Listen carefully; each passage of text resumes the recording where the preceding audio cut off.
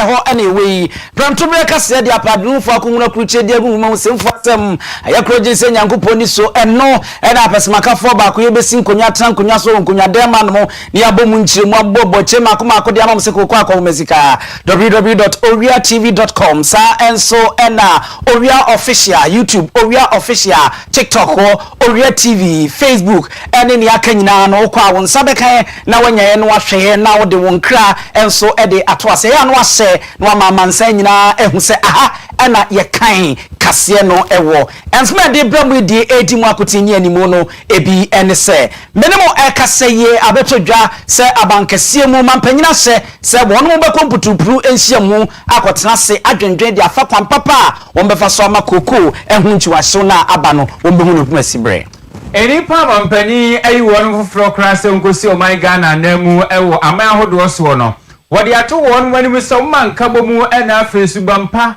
eni won wani kan Sa enso anameno ekase National Development Planning Committee Dr. Nimoy Thompson aye jomtani di atudwa sa o main puntu nyuma ato apinyina no eye niema bia yato nsabe mu ntra Ghana eguso ye shai okon ewo drim kata se ene proye eho National Transparency International wonu hwemu a wonu maye edi mu amanebo aba ehese oman no yeda so gina gina enkane abai krache panyimfo awodro anasa bansia nemu ano bo mpeso awodro no se wonu betia dankraye mu sanse wonu sika bi akem na owura baba jama amampani ehese na nko si Ghana nemu e Nigeria nanso na konya wonu matwe edi afri hono no ebeto odwa se bi no se ase baba jama mampani ni abankese mu moto monite edi esine so na owura Felix kwache ofusu abeyi nsembia no abujafo weyo ene afoforo pi ni aboaboa no semfo asema yakroji se nyankopɔ nisio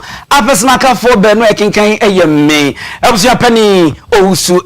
diome minim ni aberma nana kwame achiman opambo kasie beye ode na atiada pa fa be fontinta fidi awodro nyina so emfa na se emfama yaboafo be no awon mo sinsa atofo senkra dokuna ye no na omde aso yasene emopafie emopa super premium any premium no edi nipa sanso na dwabi rural bank ebesika se mo ntoto ye dia wusa no ho a etese dia woni asorobo ayaka no okotokro ebe kasro ententem so a yemfa kase ni mu nchiremu no yemfa nto so emfa emmamo yenyina yenim se ebretia wai mu no medemo ekase koko hu nsam ato ape sika ye de koma nananum akuafo a wonno adua wonum koko akọ aboye ate abo akọ na buo na afe wo mode agu apaso enum ata amana wode agu botomu akọ koko aseye na wonum de akotisi dia so no makadi awia kakra ye wonum dwa ata wo se de ma wo mo no mo so de kofie ede ko bo mo bra no ato apen ewo honom eno amana nanom akuafo te adankra ye mo wo mo bosujetire a wonum ani nyine ekoso ho no Ghana fo mpanyfo ani ntini adwetwe ro mo mutiri bo bew eguso a wonum kire wonum adwen trotro wo madwen pepam papa ebefa so asa ohawi yebenya no poma sibre ne yesi ano kra ewo honom na eno ne mprempre yi enkra abeka Owia Kaseɛ yensa echema His Excellency the President of the Republic of Ghana meche Ghana mampani John Dramani Mahama enam ni panyimfo so ama wonma hye Felix Ofosu kwache a wono ena ebankita wudie ewo abankese mu a wotua no ede krata de aba bonten semputupru enhia mu ebeba so nyame ya atom a ogefo bo so me to so edu eba ko a eye nyame ya atom a wachina no wono ko na ni ntini adwetwe ro wono no durubunu mu a wono mo ka bi wo edwene fa wo me mbenye o man ne pomasibre no akosi nkonwa atra nkonwa demo atra nkonwa so no mo so adwen sense asa wa ikeka bom dia bepam srete ne kaba wo ma nkwan papa won befa so na sa wo hawia eya agihini na ede wo haw ede be na no makuafri won bepa ne pomasibre e wo ho no mo ye nyina ye nim edom kuma wo man Ghana ma hye bedwafie asori agina sa wo konyina banko a won so akeka bia totu bie no mo de ama aben se aben atwi nani sankrani a wo ye no yie e wo po ho sabo wabo mi fita dukumfo ano sima wade ho eba koko hu nsam a enya de a wo fie kura enu nti won ma hye aban ne se won tutu mirika no nya ne sese bie kusabie kroto oba tan a asam ahano na ye nananum koko kuafoi ene won mo abon mo di koko hu dwayi sabe won mo nso ha won mo e kakra e wo hono ma won mo jam na hye bedwa fie di nsem pii ene tu dwa na no na afedie wo twedi ampotekro from mo a otonsuo na obowia mowia wo abaduasa gye abanyen abeto dwa se afeidie aban no mirika a won mo kwa atenase akodwene ho na afei won mo apenopo mesibre Ghana mampanyi John Dramani Mahama and wadi ato empanyimfo awodo awayi won mo se won mo yankogina my Ghana nemu ewo aman hodo so animu se won mo nhwe na oman no na won mo akoma so afei nkabo mu na afei oman no bibia won mo be no omumane ni won mo animu kan ewo sa won mo dwumadie no emo na enchere kra de beto dwa se aman hodo a my Ghana yeni anamusifo hon mo na hoda mpan ne excellency John Dramani Mahama said ya omani tumi ede emra emano no ejina so ama wabobbo nkofo binom din se won mo na enkogina oman no anemu na won mo so afremo sai na afi won akodi won mo juma ene nam so a omanpanyi de ato won mo animu se wabra mo kodu saa ejina anaso mo kosi ejina ede ama oman Ghana no ewo se wu se oman no yehia nkabo mu saa so na bibia mo ye no omama oman no eni won mo animu kan na womade nyina mo hwese ede ne mapa ebebre oman Ghana omanpanyi ekirese ene yeti ewiase a amanyose mu nsakiraye aba obia ne de woye amahodo obia pese woye de beboa ne man anunti se ko base ukosi oman Ghana namu ewo amahodo mu ne se wadutu anamo amfansi ya na ne bewiase oman Ghana yensu yekobuada ewo hunti obesrese womo agina bia ombesi no oma oman no ena won makoma so na eni won manu kamumpenka bomu emfama oman babia wonu ko bia omanpanyi so ogidie ne arehemu ewo wonu mu wonmomusu ane omoban se de omusiti anunti ana nam so de sa adwumadie yi ahye wonu nsanti obesrese omukono omumtutu omanamon emfa NCA His Excellency John Dramani Mahama ensembi odi tudwanie. Ghana's diplomacy will be judged not by ceremony alone but by results. Your work must translate into jobs, growth, opportunities, security, and measurable benefits for our people. You are expected to pursue economic diplomacy with urgency by attracting strategic investments, expanding non-traditional exports, promoting tourism, facilitating innovation and technology transfer, and strengthening Ghana's competitiveness in global markets. Every partnership you build, every market you open, and every investor you attract must serve a broader national purpose.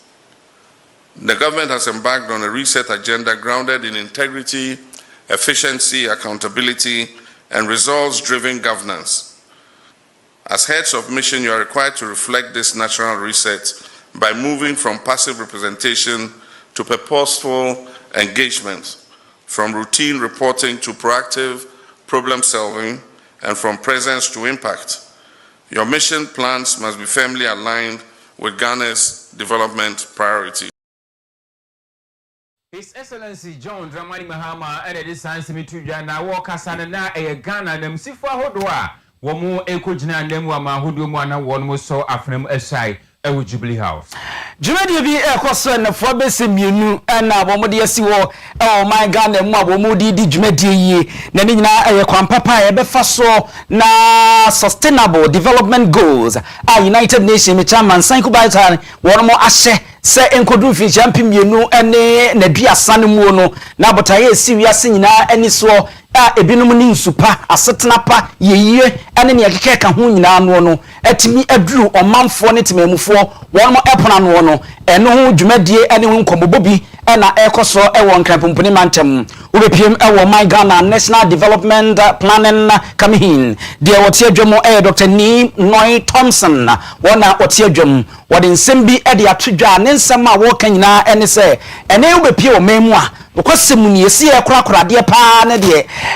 enya de a eye obia adayeso na obia anye na dwen se obefa so na wotuhu anamon ene wo mempu ntodwuma ato ape na akoyese kane babu na yenya bie nyina no eye ekwan ya yefaso na ne ye wankasa dada no yenya abotre se ye beye nsiesie ne yesiesie na atimi yagina ne namro so pampe se subontimu koku eno na ayese adayeso a wobia eya no wotwam se de kwa me nkroma twam wonfie yatwi yani ayenye yadwen se ye beyo wotufo sese ye bo modern na ema ya mamre ne ho amane no eye ye hia de se de esukom edewo na wo pansu anom no a eno beboa ama amansan kubata United Nations ye saa empuntunwuma ene ade asie ne so fi champion bienu ne aduasa no mu no se oman bia bedru hu ne wiase adru hu no Ghana yenso ye beko afi yemfa ensi ye ne nweta so enhum emfa enhyem se ne be ya niema ye wodada no no saa aye de ka ne se ensiesie no ebe ye hu akade ne abomodin asiesie ye ne saa ebetimi aboa yen ama yakoyenim. Dr. Nimoy Thompson. The lack of maintenance culture is part of institutional deficits. So fixing institutions as a whole, that's what I meant by soft issues. Fixing institutions broadly will have to necessarily include the culture of maintenance. But we just simply neglect it. And it's so pervasive. So this is not something we're going to do in the next 3 or 4 years. We'll have to start over a long period of time. Even from schools, we need to begin to teach children about the importance of cleanliness, and the importance of sanitation, importance of efficiency, everything, order. Otherwise, we're not going anywhere. But we have New Plan, which is defunct in Accra, and the only thing stopping them from producing is land title, I understand. The land that was taken in 1975, and they haven't done that. So it's a governance issue and a sense of purpose, a sense of urgency. I've seen the demolition of structures along the road. You see, there's some sense of urgency that we never had before. Now we have that. So let's also consider, as I said, those are soft issues, but we can discuss them. Currently, they need to come back and do their work, but we can meet at a separate forum or under separate circumstances and have a more extensive, focused discussion. We Dr. Nimoy Thompson wonu ye jumteni wonu yetini kedwumadi egu so ekoso ewo atoye emantem na awe kwan ya wonu mafaso na wonu maboaboa edom mikire enipa wonu ye adwuma ewo abamu na wonu ejina brane a wombetimi aboa amani suade huni akomo aboboso no makeke womu abomu edom akopie adwumadi ase a akono yie pa na enumu no amansan kubata United Nations obabepiem a Senior Program Management Officer wononso aye Georgian Gifke wononso ewo hono bi na wode nsem bebre ede atodwa ni nyina eye kwampapa efi se yebetimi aboa ne nyina ya boye ho so na ya kanya ye ho ne aka bom atimi aboa amani so wade hu esi wiase nyina eni so no Ghana yenso ye de no yebetimi aben ho owura no so ede nsem atodwa ochi mu sei. Over 90% of these goals relate to functioning infrastructure, and most of these infrastructures are maintained and in the hands of local governments. So we need to ensure that local governments have the means to implement, have the means to deliver for sustainable development for all stakeholders, for all citizens and constituents in the local government. What we always hear is data. If you don't know where you stand, where you want to go, you need to have the relevant data. Otherwise, you develop and move forward without knowing in which direction you're going. So you need to monitor. That's one step. Second is resources. And there, you're not just talking about financial resources. It's also the human resources, the institutional framework need to be in place that we can move forward, that we make the best of what we have rather than asking for something new. That's also one major requirement. So we're talking about, usually I would just put it together, data, resources, and institutional setup and capacity.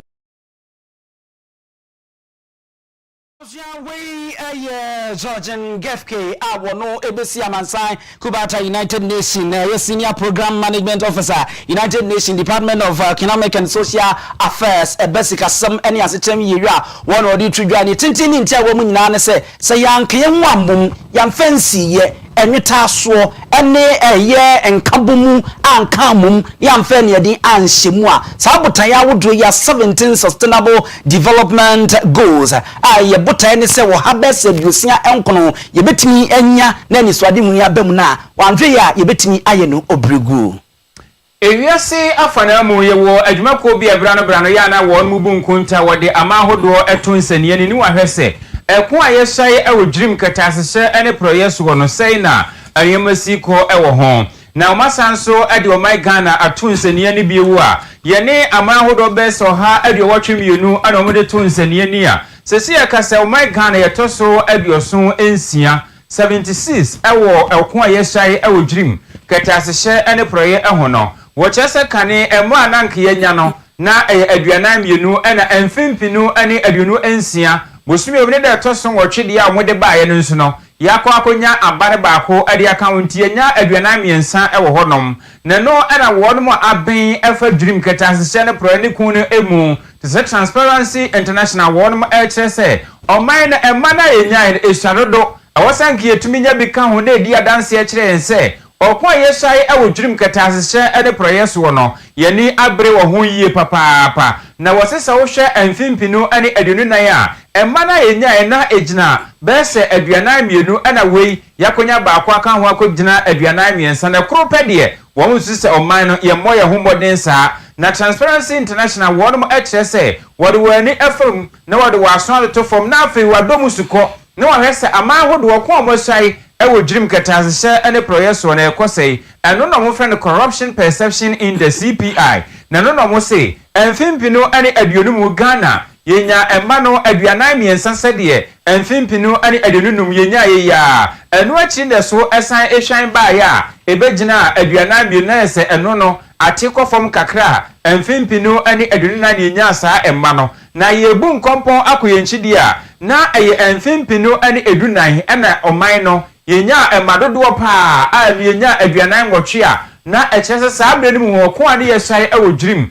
ketasehye ene proyeso no na yebo ye homodin pa na emfimpinu ene aduonunum ade na amoyeye no aniema hodo bi na mkeka bo mudi gu nsanie ni a won de kire se oman na ko yesai ewo dream ketasehye ene proyeso yenhye da enko ye nimu saa ni titru eye kwane a wo chese won mu fa so ama o mantemwafo panyin pa ase kronofi kono kwan bi so ye de yi na konwa adi free hono no won mu chese enu akomu bi ena ama oman na yenya emadodo a na ye hye animu kwan afei attorney general so ekoba ne se ekoba se obi asem eda asem dibia efa dream ketasehye ene proye ho a abansesa ba ene ne aka kire nipa kone se tuya ba se wo nchemu aduosia na ho mu nchemu aduanan ne de yemfa ho enche wo se ne nyina ka ho bi ene mo ka bo mu hye se oman no okwa yesai ewo dream ketasehye ne proye so no yenko yanim ewo mu eno so na nchen wose operation recover all loot eno so ebaya ora no nanko wonum nu se ebebo adwuma na yede akodwurum ketasehye ne proye nanso ko wiase no na saa nkofo no so akoba ne se obi wo ha osisika ne metua ti wo tie ne kakra akra ne nyina no so ye gyae no ama na fa ne ho ade ebinum nsem ye ni baabi ye ko se ne nyina aka ho bi ena ama oman no ye da so gina de gina office of the special prosecutor so no wo mu su se adwuma wosanko ye de bo adwurum ketasehye ne proye enkoba ne senti oman yentimi nko yanim ewo ko ayesai ewo dwurim ketasehye ene proye ho Inyesi Boni Cancer, former municipal, NASA metropolitan municipal, and district chiefs executives. One more a buying crutching, penny for one more mensini, our draw, one more ejna, a bino, enim ewo, eshe, said the beya in Puntunjuma, any idea ever ben or mount for one more abubwa, ano, anasa one more eprano. Na sa aswafre, anase, a crutch for ya, one more juma, edemo, my Ghana, and maybe a etramutia way, one more and one more abra, one more kasei. Wọ́n se enche said ya wọ́n mo eritwa wọ́n mo nsanka wọ́n beti adankraye mu ayo ye kire abosudwetire ediko jambo wọ́n muti na wọ́n makekam ateateamu amewiase nyina ate wọ́n mo nkan hu se afedie ekomo de wọ́n mo atamehye adentira wọ́n mu kire mu abra wọ́n de beso mo manyi ene sabre ya wọ́n de akwakotena fie yi wọ́n mu sika wọ́n mo dwete kaslaza kakra kudi wose ye de ma wọ́n no abayi baaye watwe nani achese enyade a wo fi won mo kura eno na amene brebebe sia ba besie amene wo mo yo mo hwe a won mu agi wo mo gina anyiyi wo mo sesese de won mo ho ache won pa enam so mo makeke ka wo mo ho bom se ba kofo yefunu mo ma eti na me no kasen enka ne afija kwa bre south won wanyamfo Collins adaipoku na afeye enka ne German south ono so na ono so gina de ma wo mo ononyamfo Andrews Bediako wo mo de omu chirema wei eye bondefo sema ye timoden semu abaye etimi ediduku obod yempa na wan na adwo se obobo wo mo timoden a eye bondefo sem ama sese won mo tete won mo ha hai na ne omo kanie we ko ba se won mo beboabo wo mabusuafo ano se to aya ka bom ya bo no tofu ano no na afi won mo kodan da mo sa ta ya hye buku ne si apaso e wo asoyeye a wo hwe man ga na sikasem no enya afi na mo de abanka ba begu wo mo nsewu na mo betie tie mo abeha wo mo nie se de aprenkensima o ha na nie e de kire nkrofo no wo se ban sa de e be ha adwen san se won ma bona ya banche ne bodi ya da ne fufuo ya de mu fie enu nti wo mo keka mo ho abom na wo ma ba be ye oye kire e wo asoyeye a wo no hwe sikasem so wo so wo susu sesa wo mo de wo mo hiasem e ka bom kruche no de gu huma mu na wo mo de ba eno bia mpanyimfo betie na sopem na afei wo mo tu ho na mo de ama wo mo yenkotie owura wono ejina mo de German South na eye na nka wogina mu de German South abato no empesua no so Andrews Bediako ensema odi tudwa president ye mo be say 3 months salary na odi kope baby na obe bibi obetra because ye koye adwuma na ye te aban banguru and this buy na president in fire 3 months kanu ma na ye say ye beda so atena aban banguru ma senka current man this is in common baby komunya baby ntra and you know it's very disheartening but o my dey wo mpa na say atufo say wotua MPs no dey MPs na omo ekwa ahomje yes yes the current omo obi a owie ne 4 years e wasen ko no gracia ne bia Jessica wotua no ankasa ne hoka and amomo de omfa de nobody has been paid and it's very disheartening na the reason they say just say odwe ho awon ti ase yetumi throw letters local government minister chief of staff at my instructions the last information I wanted said president Kwasi Woman instructions say he should pay why is he not paying o pesa we book time crowd with him you don't get the time to meet him o send the message he won't respond o friend he won't pick at all for say yes o hwa magana yi no so o hwa magana yi ba ma wonim say yenkrofo e bi afrim na anu ye ba ko frim of voter region ba ko ne yere na o yare e wo northern region surgery so mo ye ne won tumi nyesika nkwankwa oba na afrim so very disheartening but Arusha enkane German South aban krachi panyini ononyamfo Andrews won ete ninkan nana eye abra omahene yawo adubuache etena konwom no honhom no ade ndemu ewo owia adechie so ene one ne boss ankomo ya owia kase enso yenso ye de ani kruche wisi ahwemienu santam de ta akire na ye kruche obi digu nwumamu so mfo se mu ye kroje a yatobi ede amane mu yi so for wono ene hwe nkitamudie so ewo aban mu owura Felix kwachi ofosu na wose ebinum keka se ensa wono mo ato ede afro owura baba jama se akonwan nanka wodie se wono ne omaigan na musini ewo Nigeria memsese de yeyi ede afri nationals ya bone nasi tuo no asa mo to monitor ede esi owura baba jama so no osesa asem no ente se de bere da nemum anamo aban no etu ye na mampanyi ekire se ene owura baba jama na konwa yaji ede afri nsemo no na ejina ensemo betu odwa ene de onu ankasa kanso ana mampanyi ade tu saa anamo no enu nti no eno enkire se sabio ekwadu ene nsema hodo afo owura baba jama ho no yaji na konwa de afri nsem de ebua ne fo ewo ho owura akwachi ofosu ekirechire mu ese aban no se ekobasa bibi esia ensem a wote ene de ordinary adi akire ni mpensempensemu kakra wono aye no ana ogina so adisi agina enu nti agina na mampanyi si ye no agina saa anema hodo am boss yi eso na atiefo ba hye ne so na wotwe wie ye ana ayawasu east NDC amnyuku no wo mo ekogina so se wo koto aba na wadi aidi obeginam ade akopre mrahire dwafie akonwe sanse ewo se intimu aba ekoso sanse prempre de akonwa no eda empan na no anegwe wi ase no na abetodwa se owura a wono egina Ghana na mu ewo Nigeria mamu owura baba jama ayade se eniema de wakwa akoche bi ho pa a TV 32 inch television de wo chiche bi pa obiji ana ehyenamotuem na afi wafa akire ho a kosia ya noa na ya pa mu de makoni gye na ahyem na eno nso wagye ade aka ho na ene ye wo munkomko saa na wo de akoto aba meyi machia na wo ko fie na ho nsem eba ye no ana dodo na akire se wura baba jama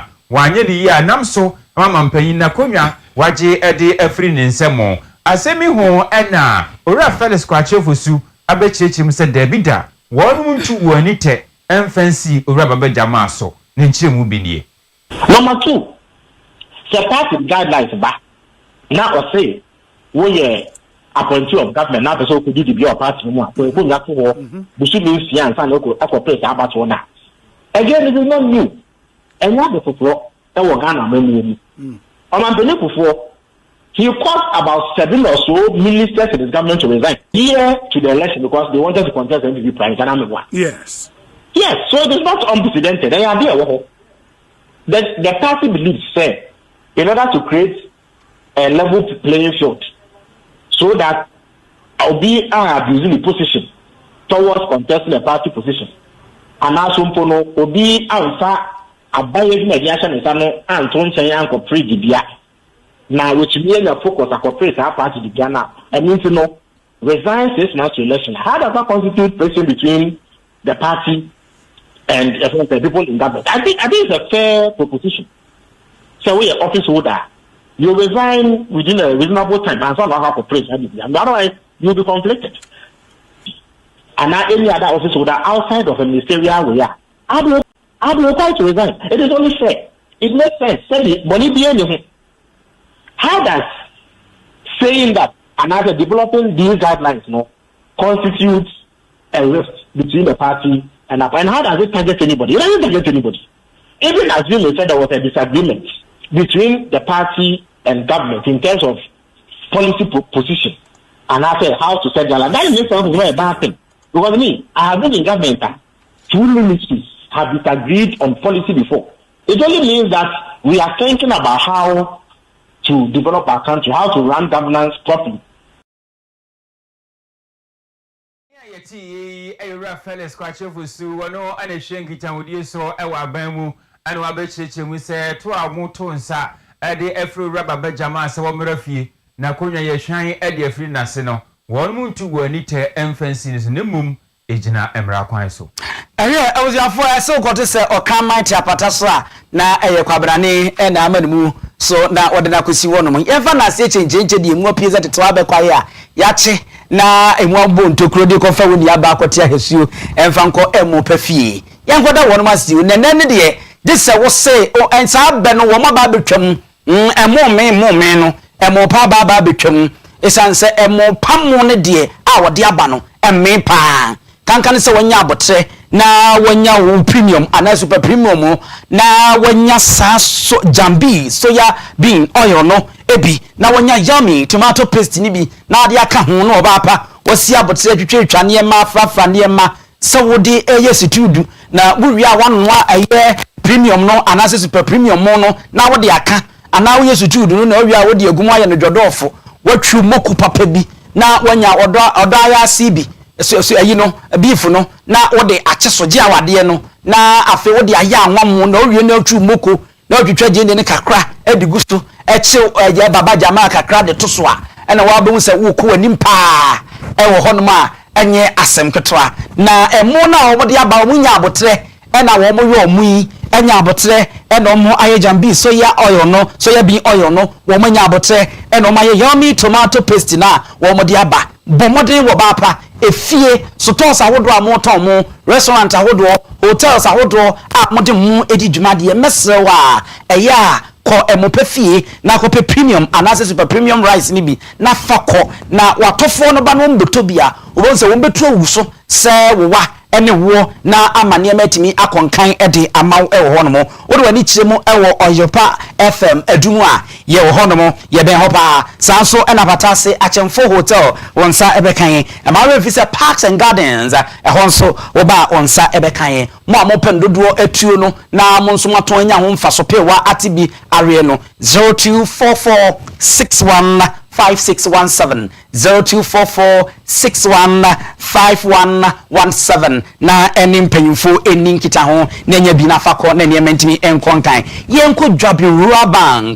Rural Bank ebesikadie esika hu dwumadie ehon totoye ene ade de ya mesew se wo sign Dwabi Rural Bank ho a na eja wadwo na wo kwa akotwa won ma ben ewo kuku dam eni ntini edwetwe a wo mutimu ebobewo a wo munim sika ho dwadie yie pa enu nti won ma bomoden de niam bebre ene de ato akwa mu savings account current account first deposit sa enso ena microfinance susui wo per shares enem ne ade da chinti investment ene ne keke ka ho nyina brando ne nsi nkonwa on church oni nyem na fe no ria wayi ne wope e ma we fi se asempa no e wo ho no mo imputupuru bia ne ma bi aba ma me wo se oton bi papa wo se oton bi dan sika na wo kwa akofa no ho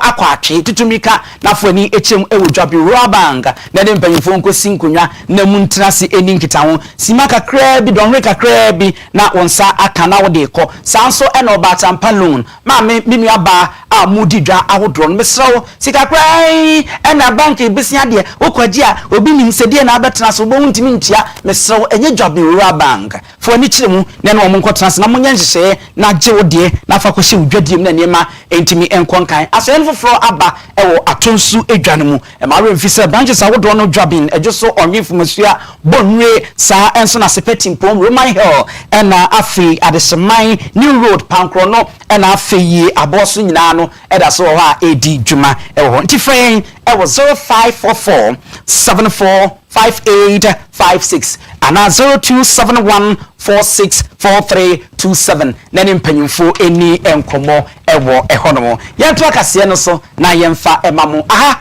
eye owia kasa mfonyini ena waso ene wani guso a wo hwa utie ewo honomo no yentumi ka na de ni akyeremu a esa ewo ayawaso is abato empesua no so yenyina yenim sese de adampan se de matedada no eni si amanyo koko sinanim ekokoto abase omu koyi onintiri baako etufa nka de ama wo mu kowi akyere mate ho nsem bebre a akwa kowi ne kosua kra a ya no edi mu kwachimi ebinom sese ni din ene baba Jamel ewo tisa wotisi obi fe baba Jamel wanwe na ekosua ya no a yede meku ede ahyem ewo ho no na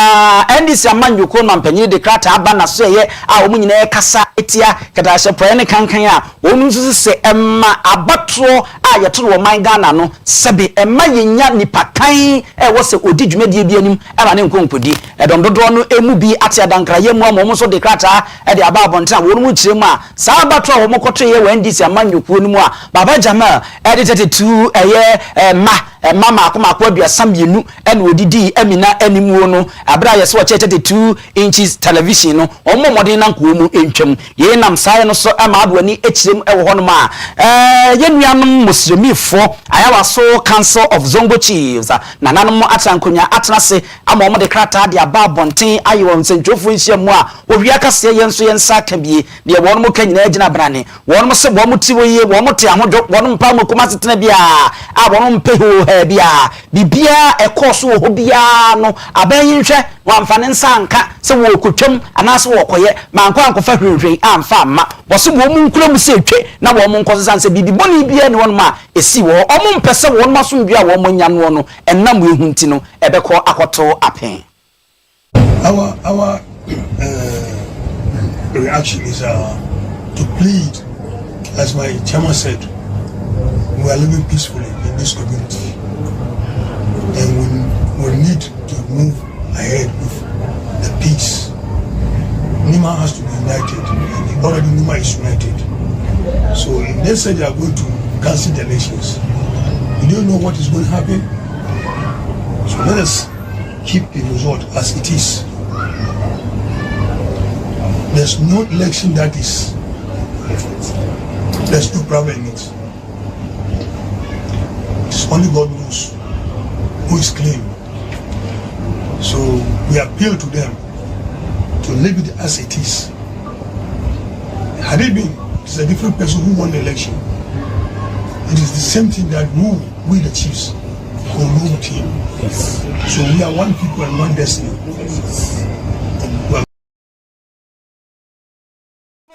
So is Zongo Chiefs and I say Council of Zongo Chiefs and amote wo mukanye se bia wo mo se wo mo ye obatan bia wo mu hudi sa akonyina bankwa akonyina wo no baba akwa bia wo ye ade a enkoyi echi dabi wo mo se samia busua panyini kwa na nkambegina bia na medi nkunim e wo ho ne na akoba ne se ya wo mbe sorry eboduku sorry na wo no ahyajara bia ade agina machi na afi wo makane wo mukan ya sanse wo no te asundwe mu pa ampese wo masundwe ebesenti aba no wo nkurom se ne aye no a na wo monko wo manim e wo honom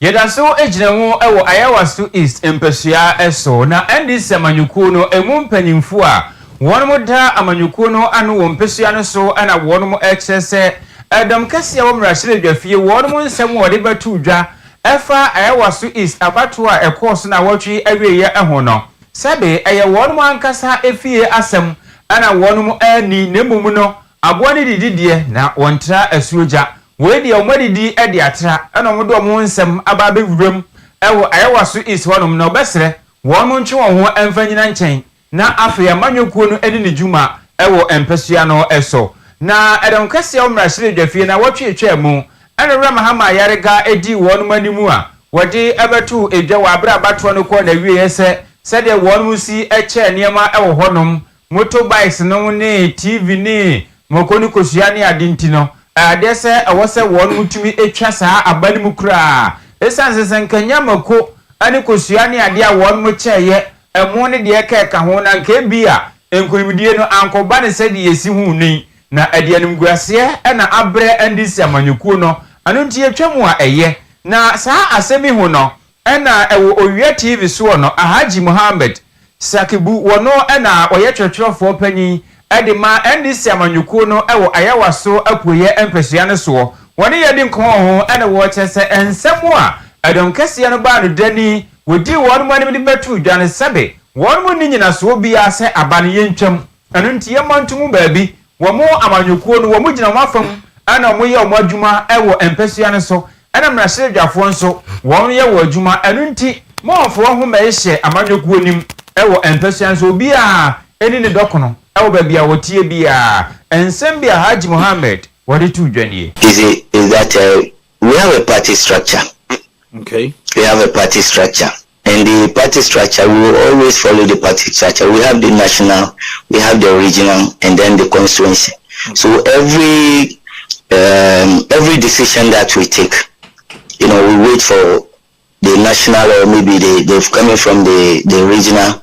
executive so that we take all other actions, except those ones that the constituency can even handle. You see, so if the parliamentary caucus have come out with their written fine, we are waiting. At least the parliamentary caucus have said yes, fine. The only people that are investigating is the national. The FEC has, given on the, how do you call it, the 3-member committee to investigate whatever is happening. Okay. We had a free and fair election. You see, I'm very sad. Anytime you're free, now you're beside, say, investigate. But no one is even giving credit. This has even whitewashed everything. The credit that we even did, the constituency did for organizing a very free and fair election. There wasn't any argument, there wasn't any violence on the polling, around the polling station or even in the polling station, the center itself. There wasn't any.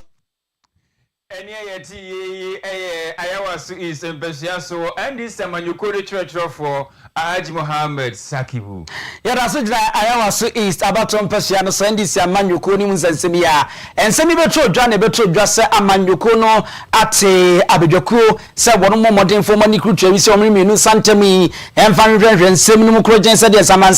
ne tamfunsuo na wo mfumso a ebe mu edefa ensem a abetro dwa se yese wono mo eche kasamfonyini nkosua emo amwase ene ne keka ho no kwasem nie fonyini bi etwaguo no kiremu a wokɔhwe obi die pa ese de wabie so tɔfofra enya asem ketwa wa abato na wiye na eno ne enya ne nte senne saa bedwaku a ndisi amanyuko no ete wo mo no wo mo de wo no mpoma sibre ene ne omunya ye nyina no ede bekɔ akɔto empanyimfo anim ye kwa ama no so na ye ni yewra Richard Commodore wabe ebedrum die wo sikasem mu na afei bambon nsem a English boni cancer fraud and security expert one ye ne ko bonko mu ora Richard ewie ye mo ha emo akwa aba eba Owia Kaseɛ so Midday yanko na abomte sen okay mi say eba ne say na sika ene adamudi a ebia obi tua ede ama wo mo aye delegate ebeto aba no ebetimi anya nsunsuaso ewo man kabi mami nkabi amamu so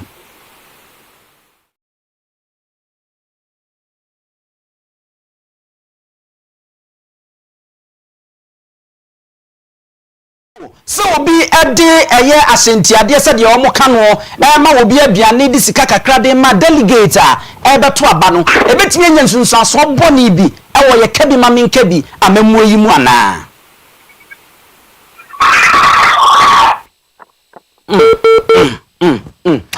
abusan yehwe se enimam betimi ada ho yie na yene ne edi nkomo sanse yese drama mfosra na yaka yanum ensem se de wo kwatan de wo batan ya na de ogina won na atentrudo no ekura no so saa sika ya no mutuetue politicians kan se wono ma delegate ahyetiade eni ate ebetimi nyensunso aso boni bi awo yekebi ma menkebi amemu ayegufu aye na ora komodo mpa teme. Okay. Enti eguso ya beto aso ebresemo no se yensa eka yewura Richard Kumoda ye no ebeto aso na afi no wamaye nchirimu ene adesuade efa ho na afi yesa bisa kwa ede en wo hwe animu ede afa abedwakuo yi wonom nsem omode ekono ede en wo hwe animu se ebeba abetodwa ewo ho no mo opambo se de mi hu se ubeche obi bibi a ontwen se edu bibi a kwa ora komodo na me bisa se hello sir mpata fedi mu ye wo ho mpata na me bisa se so se delegate tu kwan na o ma be hia baabi beto aba na wo ma omokoto aba ma wo mo se munyi ahyentiade munyi TV munyi we there are so many people speaking in the studio so it's coming and I'm not hearing a word. Me bacha afedi dede na eja ye kofom exactly etina mi bisa se delegate beto aba na wo beto aba ma wo mo se jiwe fafaka jiwe oba ye kom de odi aduane di ebi cha ne ma TV ni ade ne betimi anyansunsu aso boni bi ewo ye kabi ma menkabi amamu so ana no ne ka no enye no asem na ye ka minia obi koto aba na in the Biawo any the police station a 1 minute walk. Nasa Nipano, 1 man TV, 1 man 5,000, say on Fanfaka. I think you and I know that he doesn't need 5,000 to walk between the 1 minute distance to the police station. And say no, say a vote buy and I'm okay. Those are some of the things. And when you encourage vote buy, Niakoba said right people will not get into political offices. Now, say right people do not get into political offices. It creates a problem at the very top. The other one is to say, governments come into power now, signing some fraudulent contracts. As a result of those fraudulent contracts, leading for those fraudulent contracts, only a political party activity financiers. And when they finance the political party activities, parties bad power, then they want the palm of the flesh. And to say vote buying and vote inducement and manipulation of the process. No, it will not only affect the political structure, but it will also create some level of fraud and criminality. And the last one is it has the tendency of creating confusion within the communities, because the delegates need for communities. Now, Kobani say rumor about, and I say it is confirmed. Say some delegates have taken money and they vote in a particular way. Now, family issue, then community fight. And that is the danger of what we are talking about. Okay, something you can say, and you know, baby, so woman saw one more coin, one more fast saying more a track considerably now, Bano. One more Kumasi and to far consistency to Sasokwa and answer Swame. Ask yourself, Mutu about Swame. Where they be coming from? Would they be coming from Accra? And if somebody is coming from Accra to Swame, or somebody is coming from Tamale to Swame, and you are giving the person 3,000, 5,000 plus motorbikes and all that, are you going to hit your chest and swear, say that is not goodbye? Oh, okay. Yeah, so unless we want to lie about it again, as typical of Ghanaians, so we lied about almost everything. But other than that,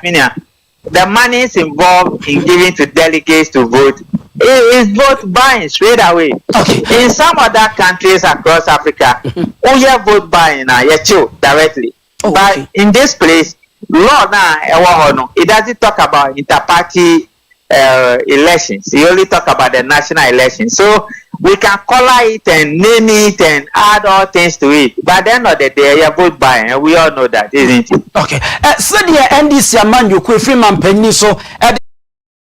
Ghana mrachiri dwe fie to abawie no wo mo si aso asem no a handle no no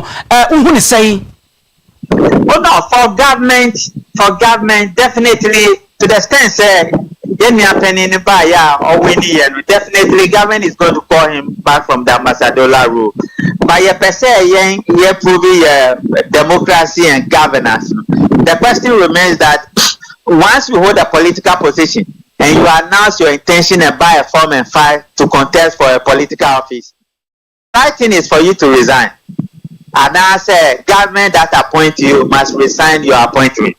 Say it creates all manner of issues for governance. Now the question is, are we saying that in the case of our big brother in the Ayawaso East, if he had lost the election, will he go back to his position as an ambassador? Those are the questions we need to be asking and answering it. Then again, it is realized that there might be a whole lot of people face some person ambassadors. Now, the more to me very effectively. To the extent that government the ambassadorial position amount offer also politician in parliament. Have you not betrayed the trust of the president? Have you not betrayed the trust of the foreign minister and the foreign ministry? Those are the questions we need to be asking. And so, it will improve our democracy. Other than that, we'll go back to the olden days and offer any benefit. It will always be on productiveness of our politics. Don't the crater Bontin say Ayawaso East and this your primaries no grano, woman Chamuno. You will come on, say. And now investigation report in Ibeba. As an investigation report in Ibana as part of the finding one. Number two, as part of the recommendation, say it should be cancelled, disqualified, or no. I believe that is what the party will do. But we have to wait until investigators, nobody I think it is today that they are supposed to submit the report. And the report,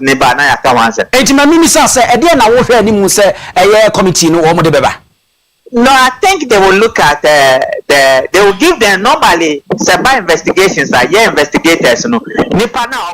investigation, which is the party will give us the terms of reference. Terms of reference here, Nyama 1, 2, 3, you should look at it. And so what do we do? If it is about issue of vote buying, they will verify to confirm. They will authenticate it, and they will ascertain it. No man share how much going into who collected who, under what circumstances was the items and the monies given, and where were they given. They will look at all that. Normal Oma share internally procedures of the party. Have they flattered any law? Then they will look at it nationally. Have they flattered any law? And to share the composition of the committee, to be quite security intelligence, we'll be looking at national security and national procedure for election. For saying parliamentarian and the politician, he'll be looking at the political side of it. MFI is a lawyer, he'll be looking at the legal policies of it. Then they will come out with a recommendation which will cover all the three areas. Now, the Nipana or commission investigation, which is the political party. The more, whatever they does with it, it will be left with them. But what I know is it will go as higher as the FEC, which is the highest decision-making body in the NDC. Yeja Ukrano, I didn't know to say, oh my, you do go a said you be mad, dear friend, say vote by so a sweating at the best is law. The law now deals with national elections and non-party elections.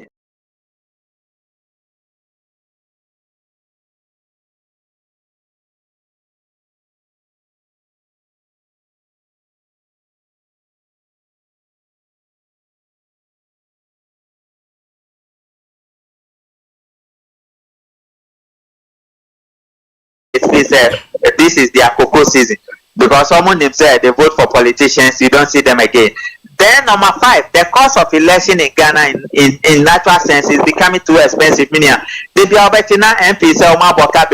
of those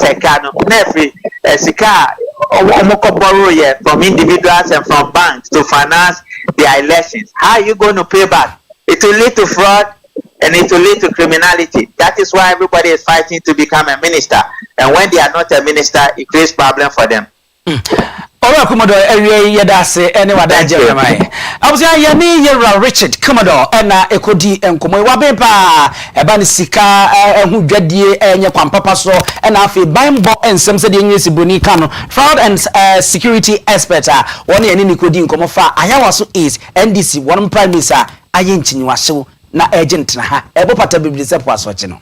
Bantam Pesia Sumra Jenny was Sansia Caneswa for an hour share a quine and a quantimpon and some so a rare Francis Asenso Boachi. No, there are two addresses and Chemubia or May Swafua was share a quine and a quantimpon some Sura Gavins. Kwame Abuja, Edibe Tuja, F5, 1 central for Shemua, where ye Edifa Swami interchange you say near the Muno, na enka ayen Samsung do best 9 and a 1 bay, so by ye. Watch say a kai wo hunti wo shine so ediaba ensamso mienu nanso so afoi kirese entisa nemu nensamso no wode komiensa na afei ekwan bi a anu so mu beyi ede atwa kumase ho ahia wonu matumi ayi osusɛ no beboa ama traffic ne so atumi atintise de edonkuma a wonu wo mrahye dwa fie fra santemantemu ade batu dwa na entisa ne no edowura Francis Asenso Boachi ene Owia TV edi enkita ho na wode ato edwa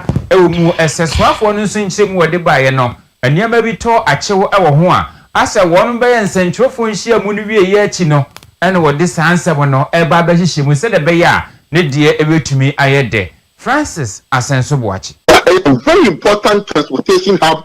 for the country. Okay. And Kumasi is the second largest city in Ghana. Population needs grow every day.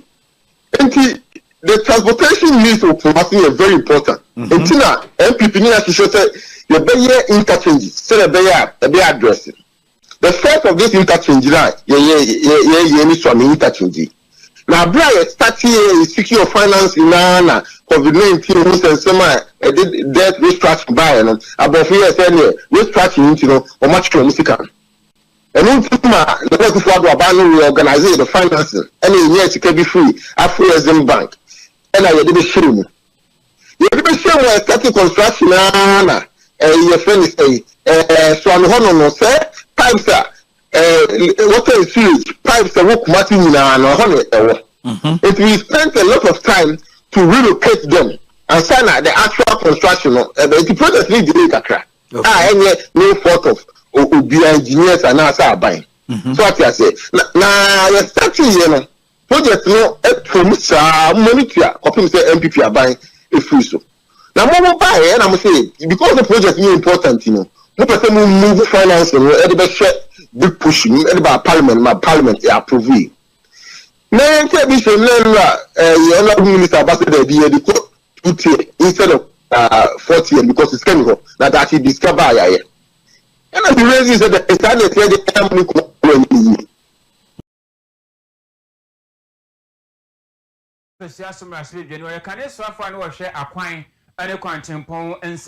Francis Asenso Boachi. Abana yen sakraye ewo eto a friend se vatimu fi champion no ene aduonu enum ene ataka 1151 womo ayen sakraye ewo mu a ene yie no wani chemu bese enan no amane musu se Lufthansa eto ewo prempe the first aye wiem shenjina bia de ni chemu ewo kotoka wiem shenjina bia chese nya asem ketwa enam sai no so ama ebinuma hyase a adane nchinwahye wa ye kansem bebre ede efa ho na eno ene neye ehwo pomasibre no ne ho ade so ano aboso kan spare parts dealers wono edili anase dwumedia wo mu diditi wo pa eye asen ene ehwo pempena ne ma eboa mesen etimi eye sen no wono aba abonten ama nkabom ko no de nsem bi ede abetudwa wono srese aban ne momoden na animanimi ya ho brasie muli wono enkofom no monsa nkotena se biem na wono nyine hu tiawa wono kiremu a wedi ekotobekum ma sawe abandada etwa mu na wanyi chemu no enan enu nti se wo ba na wo ba beto ade a esombo e wo Ghana sika foforo yie 500 de tetewode no eye opepim enumu a na nka de beto so no tetewode ne 200,000 enei 20 cedis nanso sansakraye we na aba na wo mapagye mu amara kwa kodu wo hanigi chemu no abionu no kire se enke enne ade anka kane no obeton 520 no enei emanu muso na akwa koduru eye opepim ensia aja se ha dwen ye pa 100 Ghana cedis ye tetwo no opepim baako ene omode aba beto so eno na ewuranom ene ye maame mu omudi dwa ewa aboso kan ede aba beto dwa na se abana hweye na wanhwe no antete niema so anase banko nachi no ankohwem yie biemu a we no edi renre beba beto won so ama won so ye omo hwea enye yiye se wo mo niema wo mo ton wo ho no wo so beba ebo no muso na se wo so ma bo no muso se ne be ye beboa na ne wo no so eturo ye a wo no betue ye etimi akwa ma wo ho ahan wo mo dia na se e komai adwadifo a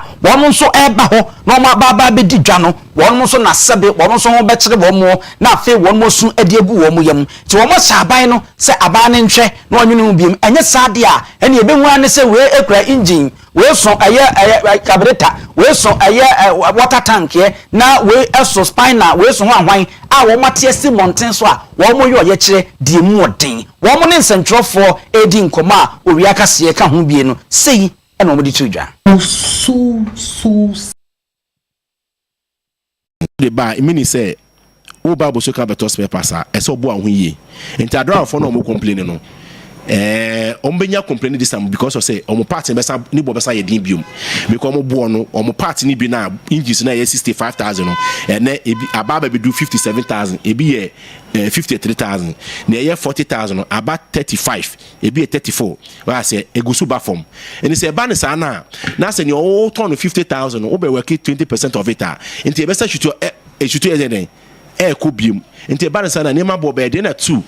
ne we register o GRE no obe free marketing because ultimately no be on register Jerry no obo man kro no ultimately ni compete ni man dey wo form ye fa ni nya o the same source the same important no ho enti ba ne sa na che say adwuma pa abane ye no e be sa ma abano akwa nipa boni because o say wo ye adwuma pa wa say no na Jerry fon so ye adwuma boni edit ya wo ye betu 20% na nka initial no ye tu only 4% pe na 4% no enye me am ye dealer na me tu ya wo wako bobo si akofa oniema begu ase na ne oba beto e de akwa obenye sika kotu a loan no emra ne se fa sa sika no to so na ne oba beto no ne fa ma no ntu aka we aye aboso kan spare parts dealers association wo mon kabom consentfo chemo mo ye ene yakotie bi ayemu bi ati wo sekroma no wo brim atifi mansini mu wapoe mantem wanam so ama abusunya bi wonu efie mu na afi wonu agapade mpempem ankoma ana ni nyina ahye dwerebe wose sabre hosemi etu owura akom woni na abusunya eno ne yire eka ho na afi mamiensa a sabre ka sedi wo agapade nyina ahwere wonum na dansini a nani krochawisi ya ne hwene santem hu de ekoso wo kyesa ira moneti anu wote se bibi apai setopaye na enu achi no ano hu se eja edafie ni mu a enam soma ajapade ahye kekabu mu a esum Ghana cities ne be sempem aduanan enum afi sika anu nso ye empem nso ahanum enu nso ahye na dansini owura Patrick ayensu ne nkyire mu bi nie mikwafom timikoye adwuma ebotu no mi ba fie sembe rest kakra na enyimire kakra 5 no ma besen akokuru na we na me rest na mti se nsu abom ti nsu bom me sori ba na hu se nsu na mu na pa no kasem be 5 no amu pepepe na nsu no ene mframa kase ene nsu ni nyina hyase no kasem na akoye me ne meyire nko an na ewo fie ha nti mframa se na esi fa no na nya de a yebetimi apia bonche nti ne ye hyedam na nsu so wom nti ye hyedam na ne yete se agrada pai no kwasa ye kura ye hyedam no ekiki yen nam sa agrada na isi amamti pai kura wan ye ha nti mframa se na esi fa no na nya de a yebetimi apia bonche nti ne ye hyedam na nsu so wom nti ye hyedam na ne yete se agrada pai no kwasa ye kura ye hyedam no ekiki yen nam sa agrada na isi amamti pai kura 1 minute time no pepepe na mete empampan nti mpampan na mete ye no na me se agrada na apai no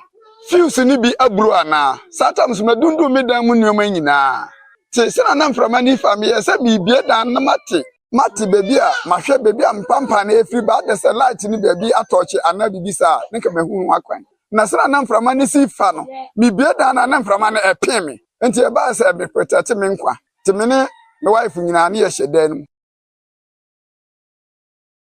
eye owura Patrick ayensu na oye dansini wasemi hu obo amane yi anu achi kwabra akom one ne yire adwoa asante wa asemato won agya won hwehwe ni nso Edward Sredie sei na tompanyimfo anim abra asem no si ye no na mimini ha na me se me kopaduane de abre nkokọ kakra me ye omu fi ha nti wo ma me ba no na me kwam na me te se me fu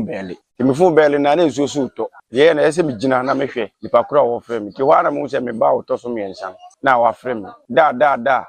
wo he na me so me kura me kokuru ma me kofa ade abre empoko no wo se ye se ho hyi o na me se ai ho hyi di amonko na monko hwe na munum no ntia me ba me na mkwa so a me ba ntia ga mpese ga me yifu no se afrɛ nipa wo fro ka ho sunso na na eto nti no me antima anyi funu ana me de funu hyem botu na je se mutimoto so mirika me de ba ye de na je se nya sinkuma me beduru yi a Yura kwabena akom woni ne yire adwoa asantewa na won ho akan no akiri no enkoda no nso wo mo kire se wo mo yema ahyi wo mo pa amanei se de mo si huni ma no mogya pade ana afi buku kura mo ibo kosuku akosua de no ne nyina ahyi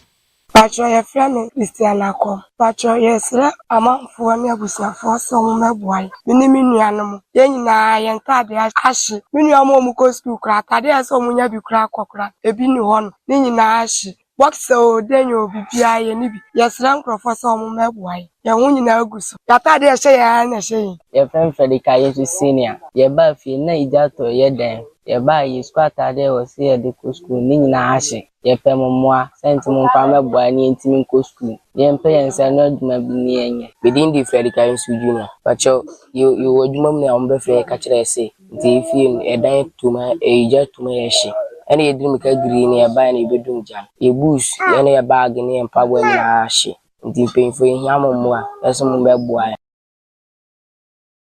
we ayare hosem a efri osekru me obrim atifi ewo akwamantamu eba na ayare hosem pa ye gina eno so na sede ye konfo ogorogorogoro na twene agikrenke na jese wapon no ye di Owia TV Owia Kaseɛ Midday nyina asi ewo ha ne yemfa na ase enkonfa Madwabewura Bank ose sikasɛmum wanyina efri ne nkyɛn bɔbɔ mpae de nanso uhia nipa na waboa wo sikasɛmu Madwabewura Bank edwa bi a wudi no bɛboa wo kama sanso na mo pafie enie emu papapa ne anwa ena afi tomato paste ebi wo ho maka chorada Thursday na eba no enkoje flowers ne twamu a wankɔhye da mu ansu gemu na fakɔtwene ho gianwa na fakosi ho gi tomato paste na fakoye hyeto na de hiadam ehu be hiaw ko amopa fie papapa ewo hodom enyuma ko ne so yasemu a ye de awiei premtobre Kaseɛ Midday no eba na ase enkoma newsroom abuafo nyina akosi asemu a kuku ajando oko MCR nso a eho ena obapa ya Grace ewo Samson Simon Nana Yaw ena PK